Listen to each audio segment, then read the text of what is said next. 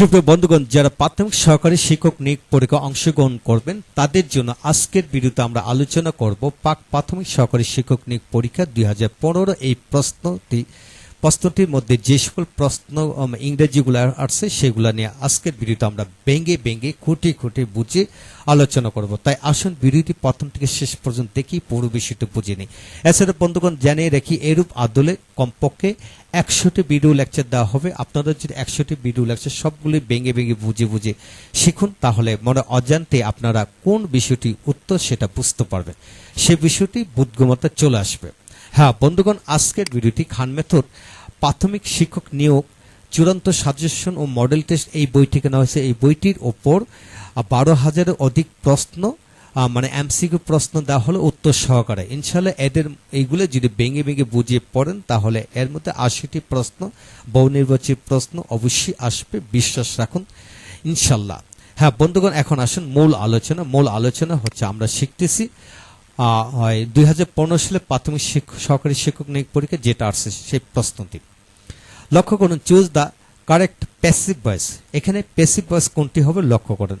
যেমন his behaviour audit আস, এখানে অবজেক্টটাকে কি করতে হবে, সাবজেক্ট করতে হবে, তারপরে কি অক্সিলারি ভার্ব বসাতে হবে।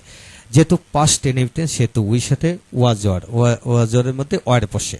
তারপর মূল ভার্বের পাস্ট পার্সন ফর্ম অডিট, তারপরে কি অ্যাবাউট হিজ বিহেভিয়ার। বন্ধুগণ এখানে বাই বসার কথা ছিল, এখানে কি বসলো অ্যাবাউট হিজ বিহেভিয়ার বসানোর অর্থ হলো যদি ব্যক্তি দ্বারা কোনো কিছু সংগঠিত হয় তাহলে বাই বসবে, আর ব্যক্তি ছাড়া যদি অন্য কিছু দিয়ে সংগঠিত হয় তাহলে বস্তু জাতীয় বা কোনো চিন্তনীয় বিশেষ্য দ্বারা যদি সংগঠিত হয় তাহলে অ্যাবাউট, এট বিভিন্ন ধরনের প্রিপোজিশন বসতে পারে, তবে সেগুলো খুব রেয়ার। এখন আসুন নিচের অংশগুলো না হওয়ার অর্থ কি, কারণ অডিটে ওরা বাই বসে না, আর এখানে কিন্তু উই হ্যাভ বিন বসানো হলো, কারণ বাক্যটি পাস্ট ইনডেফিনিট হলে তো উই আর হ্যাভ বিন তো বসার কথা না, আর এখানে ওয়ার বসলে ঠিক আছে, এখানে বাই বসার কথা না, তাই প্রথম উত্তরটি সঠিক। এখন আসেন, what is the masculine gender from the bee. The বন্ধুগণ বি মানে মৌমাছি। তো মৌমাছি হলো স্ত্রীলিঙ্গ, এটা পুরুষ লিঙ্গ হলো ড্রন, পুরুষ লিঙ্গ হলো স্ত্রী, পুরুষ মৌমাছিকে বলা হয়। তারপর আসেন যে তৃতীয় নাম্বার, লক্ষ্য করা এখানে 3 নাম্বার বিষয়টি যে filling the blanks. His illness, তার অসুস্থতা, ইজ এ মেয়ার প্রিটেক্স, পুরোটি কিন্তু অজুহাত। ফর হিজ অ্যাবসেন্স অর্থাৎ তার অনুপস্থিতির জন্য অর্থাৎ ফর হবে, কিন্তু 3টি হবে না। এখন আসেন এ বেগার, একজন বেগার মাস্ট নট বি এ চোজার্স, একজন বেগারের কোনো প্রকার পছন্দ থাকতে নেই। তো এটা সারসংক্ষেপ কথা হলো ভিক্ষার চাল কারা আর আকারা। ভিক্ষার চাল কি কারা আর আকারা, এটা একটা প্রভাব, আর সেটা হচ্ছে একজন ভিক্ষুকের কোনো প্রকার পছন্দ থাকতে নেই, অবশ্যই পছন্দ থাকতে নেই, সেটা হলো সাধারণ বাক্যের উত্তর। এখন আসেন বাকি 3টা কেন হয় নাই, তাই ভিক্ষার চাল মোটা সরু এটা কোনো বাক্য হয় নাই, ভিক্ষার চাল মোটা বা ভিক্ষার চাল সরু এটা কখনোই হবে না, তাই এটা উত্তর। এইভাবে খেয়াল করে পড়বেন। তারপর সিনোনিম অফ ডিফ্রড, প্রতারণা এটা হলো জালিয়াতি করা, এটা হবে যে জালিয়াতি করে এটা উত্তরটি হবে। তারপর ফিল ইন দ্য ব্ল্যাঙ্কস হলো I can stop to meanings. তো বন্ধুগণ উত্তরটা এখানে স্টপ টু হবে, এখানে ফর বা অফ বা উইথ হবে না। এখন আসেন দ্য সিনোনিম অফ ফ্রুটাইল মানে নিরর্থক, অনর্থক, কোনো অর্থহীন। এটা অর্থহীন বলতে এখানে ইউজলেস বা ফ্রুটলেস হতে পারে, এটা হবে। এখন আসেন এটা হলো সমার্থক শব্দ হলো ইউজলেস বা ফ্রুটলেস, এটা হবে। Identify the correct passive form. তো বন্ধুগণ নিচের অংশটি প্যাসিভ কোনটি হবে সেটা বলা হলো। লক্ষ্য করুন, he is going to open a shop, সে একটি শপকে দোকান খুলতে যাচ্ছে, অর্থাৎ দোকান খুলতে দোকান দিতে যাচ্ছে, এইভাবে। এখানে উত্তরতে হবে যে অবজেক্টকে কি করতে হবে, সাবজেক্ট করতে হবে। A shop is going to be, তো বন্ধুগণ লক্ষণই হলো যে গোয়িং টু থাকলে গোয়িং টু বি দিতে হবে। তাই shop is going to be opened, মূল ভার্বের past person open by him. তো আপনাকে এটি খেয়াল করতে হবে যে have to, has to, going to এই ধরনের বেশ কিছু শব্দ আছে, সেই শব্দগুলোর সাথে বি যুক্ত করতে হয়, তাই এখানে বি যুক্ত করতে হলো, এরপর এটা হলো। আর বাকিগুলো হবে না, এই জন্য উইল বি আছে, এটা হবে না। তবে ইজ বিং গন অর্থাৎ গো দিয়ে কখনো প্যাসিভ হয় না, তো গোয়িং থাকলে গোয়িং টু বি হবে। এখন আসেন যে the appropriate meaning of the diversity. হ্যাঁ বন্ধুগণ, ডাইভার্সিটি মানে ভিন্নতরতা। ভিন্নতরতায় মানে সঠিক মিনিং হলো ভ্যারাইটি। ভ্যারাইটি মানে বৈচিত্র্যময়তা বা ভিন্নতরতা, এ হলো বিষয়। তারপরে হলেন which of the following sentence is correct, কোনটি সঠিক উত্তর। লক্ষ্য করেন এখানে সঠিক উত্তরটি হলো the riches. The riches, riches হলো ধন সম্পদ। Is not always happy. তো বন্ধুগণ, ধন সম্পদ সর্বদা সুখী নয়, এটা কখনো হয় না। The rich are is not. বন্ধুগণ, দ্য রিচ হলো পোরাল, অর্থাৎ অ্যাডজেক্টিভের আগে যখন দি বসাবে তাহলে ওই পোরাল হবে, অর্থাৎ রিচ মানে ধনী। দ্য রিচ ধনীরা, ধনীরা এর সাথে আর হবে, কখনো ইজ হয় না। The rich did not happy. Did not happy অর্থাৎ ডিড নটের পরে সবসময় ভার্বের প্রেজেন্ট ফর্ম বসে, মানে বেস ফর্ম বসে, এটাও বাক্যটা ভুল।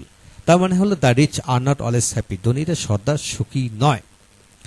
এখন আসেন দ্য চেঞ্জ ন্যারেশন। ন্যারেশন হলো he said to me let us go home together.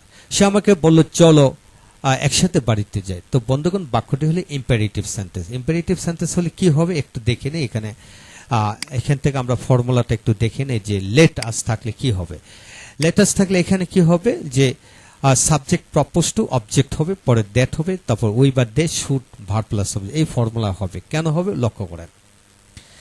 এখানে হলো যে হি প্রপোজ, যেহেতু লেটাস আছে প্রপোজ টু মি হবে, তারপর ডেট যুক্ত হবে, তারপর উই বা দে হবে। যেহেতু সে আমাকে বললো তো সে আর আমি আমরা, তাই উই হলো। উইর পরে কি হবে শুড হবে, উই শুড, তারপর গো হোম টুগেদার। তো সে আমাকে প্রস্তাব করেছিল যে আমাদের একসাথে যাওয়া উচিত, আমাদের কি একসাথে যাওয়া উচিত, তাই এটা হবে। আর বাকি বাক্যগুলো হবে না, কারণটা কি লক্ষ্য করেন। হি সেড তুমি টু গো, এটা কখনো হি টু গো হবে না।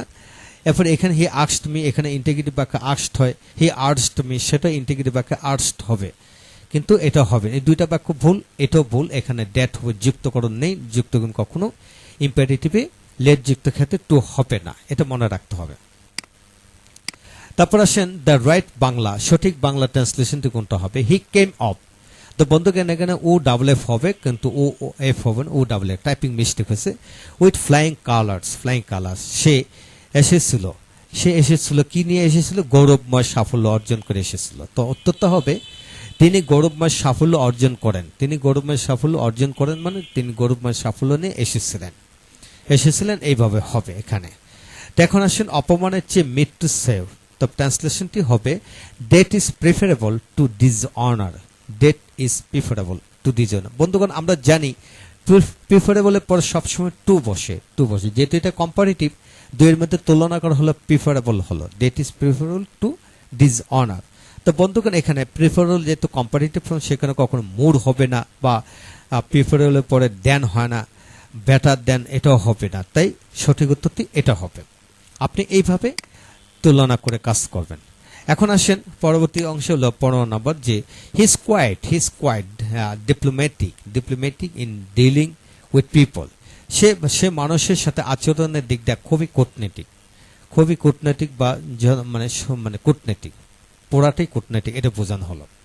দ্য বার যে এটা কি হবে, তো লক্ষ্য করেন যে এখানে he requested that he might be allowed to come in. সে রিকোয়েস্ট করেছিল সে যাতে ভিতরে ঢোকার অনুমতি পায়।